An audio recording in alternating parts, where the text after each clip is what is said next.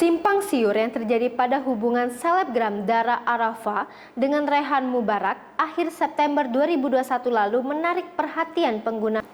Betapa tidak, banyak warganet yang beranggapan Dara dan Rehan sebagai pasangan idaman. Namun dugaan orang ketiga pada hubungan asmara mereka mengejutkan penggemar mereka. Pasalnya, sebelumnya diberitakan Dara Arafah sempat memergoki pacarnya jalan dengan perempuan lain.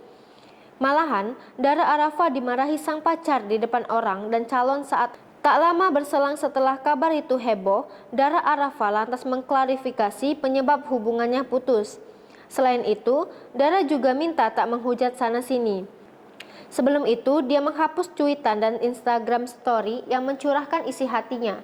Baru-baru ini, Dara mengirimkan pesan langsung ke akun gosip yang pertama kali menangkap cuitan itu, @playitsafe_baby, Senin 4 Oktober 2021 siang. Dia hanya minta pihak admin menghapus unggahan cuitan dan Instagram story-nya. Alasannya, salah paham. Diberitakan sripoku.com sebelumnya, Dara Arafah pun menanggapi kabar putus dengan kekasih lewat akun Twitternya @dara_arafah. Rabu 29 September 2021 pagi dikutip petang. Dia menegaskan mereka putus secara baik-baik. Selain itu, Dara minta tak menghujat sana-sini.